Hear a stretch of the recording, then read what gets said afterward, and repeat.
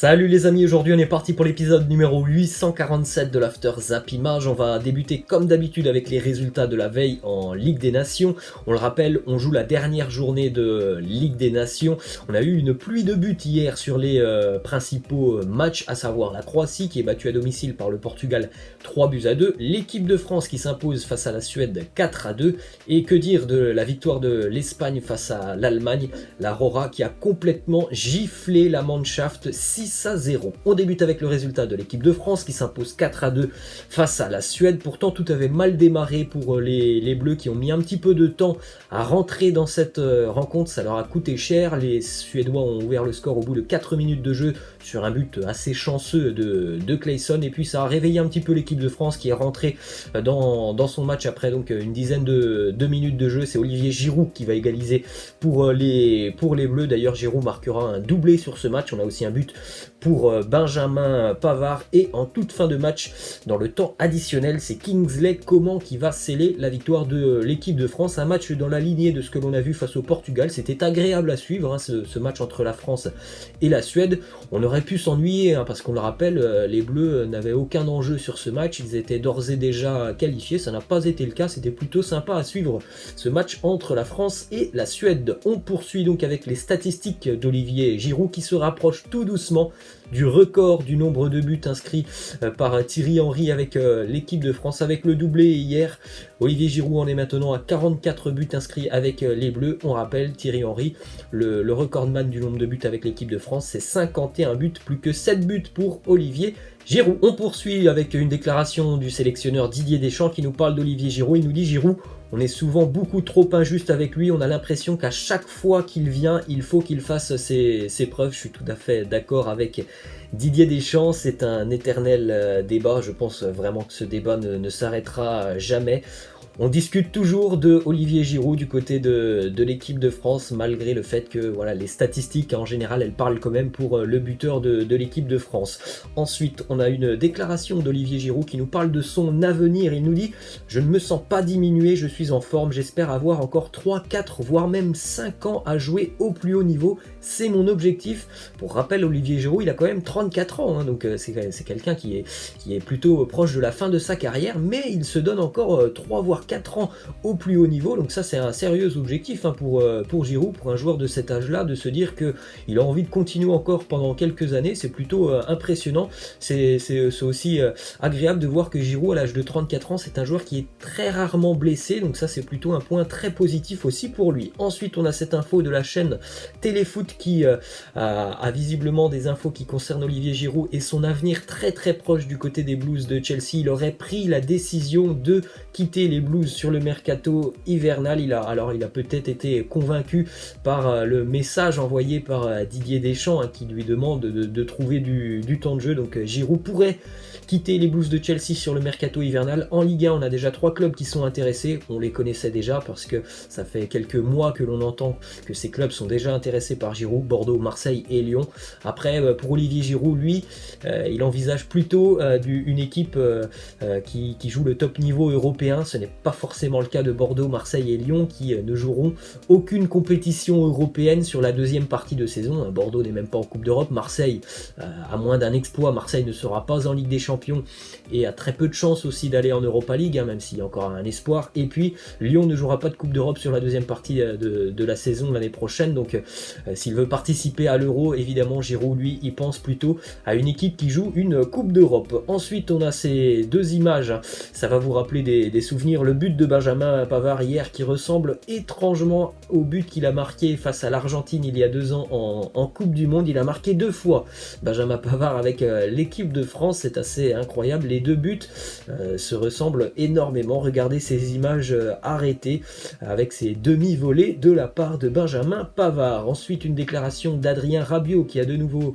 joué hier avec l'équipe de France. Il commence à s'imposer dans le dispositif de Didier Deschamps. Il nous dit: depuis que je suis suis à la Juve, j'ai l'impression d'être un autre joueur, une autre personne. Ce transfert-là dans ce club, ça m'a fait grandir, ça se voit en équipe de France. Je suis vraiment heureux dans la vie de tous les jours. Bien, ça lui a fait beaucoup de bien de quitter le PSG. D'ailleurs, hein, sur les derniers mois, dernières années, du côté de Paris, il ne jouait plus, il était quasiment écarté du groupe, donc ça lui a fait énormément de bien de rejoindre l'Italie. On poursuit en Ligue des Nations avec le résultat de la veille assez incroyable, l'Espagne qui donc se qualifie pour le Final Four de la Ligue des Nations. Pour le moment, l'Espagne et l'équipe de France sont qualifiés, on attend donc les deux derniers qualifiés. Ce soir, l'Espagne s'est imposée avec la manière face à la Mannschaft allemande 6-0 pour la sélection espagnole. L'Espagne a infligé à la Mannschaft sa pire défaite depuis 1931 ans. Ça faisait 89 ans que l'Allemagne n'avait pas connu une telle défaite. C'est assez incroyable hein, ce qu'il s'est passé hier du côté de Séville. Les Allemands qui se sont fait totalement marcher dessus. Les statistiques de ce match sont ahurissantes. Hein. L'Allemagne qui a tiré 2 fois au but. L'Espagne qui a eu, je crois, 10 tirs cadrés.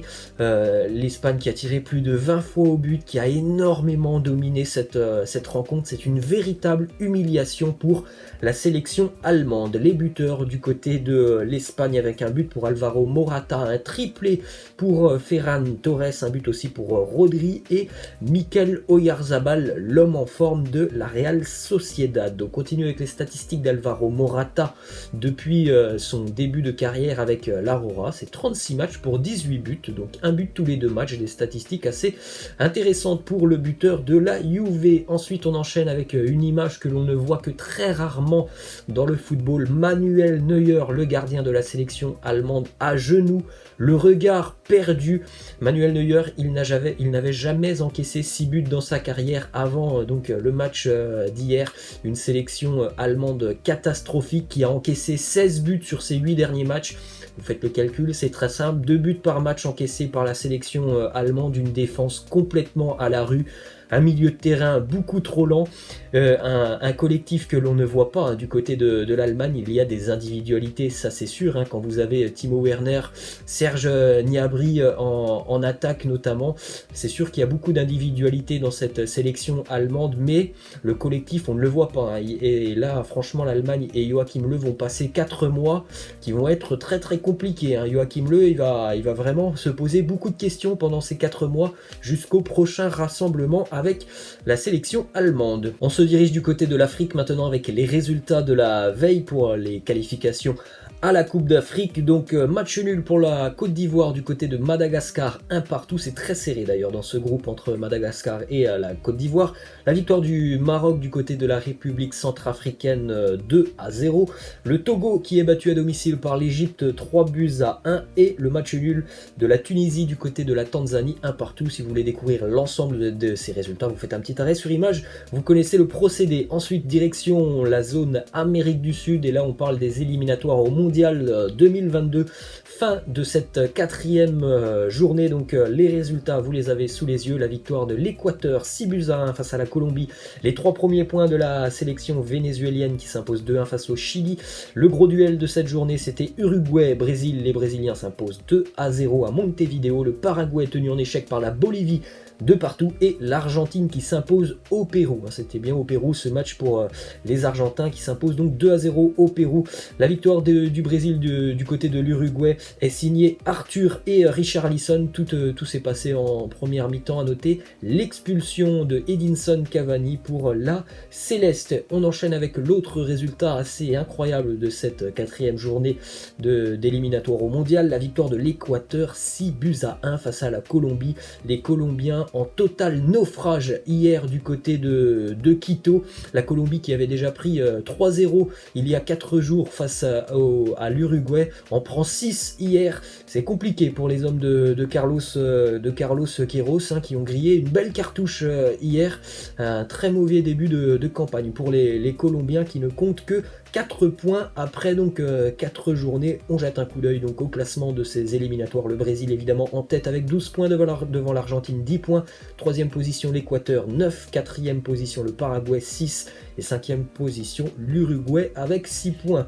Ensuite, on a quelques infos du côté de la Ligue 1. Le match entre Marseille et Nice qui était prévu ce samedi à 21 h est officiellement reporté à la suite d'un nombre de cas trop élevé de Covid du côté de l'effectif niçois. On continue avec la bonne nouvelle du côté du Paris Saint-Germain. Neymar ne ressent plus aucune douleur. Il est prêt physiquement à jouer dès vendredi face à Monaco. Match avancé évidemment pour le PSG qui jouera la semaine prochaine. Un match ultra important en Ligue des Champions face à Leipzig. On peut dire que l'avenir du PSG en Champions League se joue dans moins d'une semaine maintenant. Donc la bonne nouvelle, Neymar de retour et qui visiblement est apte à jouer. Et puis on le rappelle aussi, Kylian Mbappé qui a joué un petit peu hier. Donc pour le rythme, c'est très très bon pour les Parisiens qui vont donc normalement revoir leurs deux stars jouer dès ce week-end et évidemment être présents pour la Ligue des Champions la semaine prochaine. Ensuite, une info qui concerne Monchi, le directeur sportif du FC Séville, qui se pose des questions sur le mercato estival l'année prochaine. Il a déjà ciblé 2 joueurs du côté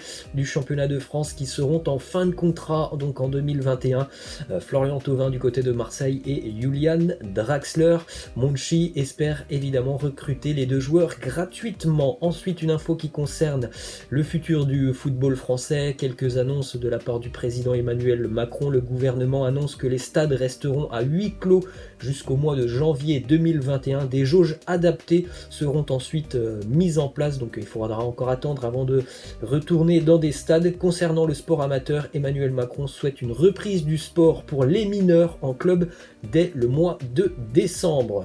Petite info aussi qui concerne la Coupe de France. Suite au reconfinement, la Fédération française de football vient d'annoncer que le 8e tour, où normalement il y a entrée en lice des clubs de Ligue 2 et les 32e de finale, vont être décalés. Pour le moment, les dates ne sont pas connues. Il va falloir trouver des dates. On sait qu'il n'y en a pas beaucoup dans le calendrier. Ensuite, direction Madrid et le Real Madrid avec une déclaration du papa de Sergio Ramos qui nous dit: nous sommes sereins et je suis bien sûr très très optimiste concernant la prolongation de son contrat. Nous sommes convaincus qu'il va rester au Real et que tout va s'arranger. Donc plutôt une bonne nouvelle pour le Real Madrid, le papa de Sergio Ramos qui est très optimiste. Son fils devrait rester du côté du Real. Ensuite, direction l'Italie et l'Inter avec une déclaration d'Antonio Conte qui nous dit: j'ai commencé un projet ici et honnêtement je veux continuer ce projet et rester pendant de nombreuses années car nous construisons les bases, mais c'est sûr dans le futur je veux revenir en Angleterre pour vivre une autre expérience. Alors on verra ce qui se passera dans l'avenir de Antonio Conte. On rappelle qu'il y a 4 ou 5 mois, après la finale d'Europa League, il annonçait qu'il allait devoir discuter avec les dirigeants de l'Inter parce qu'il n'était pas forcément soutenu. Donc je ne sais pas si les choses ont changé. On verra bien ce qui se passera du côté de l'Inter cette saison. On continue avec cette info qui concerne Hulk, le buteur brésilien qui joue maintenant du côté du championnat chinois depuis près de 5 ans. Il a annoncé donc qu'il y avait beaucoup d'offres qui arrivaient de grands clubs européens qui jouaient notamment la Champions League et aussi des clubs brésiliens qui semblent être intéressés. Hulk sera en fin de contrat dans 3 semaines du côté du championnat chinois, mais selon un quotidien brésilien, c'est le FC Porto qui pourrait quand même engager le Brésilien. Il a déjà joué évidemment du côté de Porto. Hulk, il a quand même 34 ans maintenant. Ensuite, on a cette belle image, c'était du côté de Pescara, club italien en 2012. Vous allez certainement les reconnaître. Alors on ne les voit pas de face, mais vous allez les reconnaître. Ce sont devenus de grandes stars du football italien. Trio de Pescara en 2012, Lorenzo Insigne, Marco Verratti et Ciro Immobile. Pescara avait terminé cette année de Série B leader, était monté en Serie A avec 90 buts inscrits. Et on termine les amis avec cette question de fin. Laissez-moi en commentaire, vous êtes plutôt Team Europe ou Team Monde? Laissez-moi votre choix en commentaire parce que là il y a quand même 2 équipes assez monstrueuses. Les amis, je vous laisse et je vous dis à la prochaine. Ciao.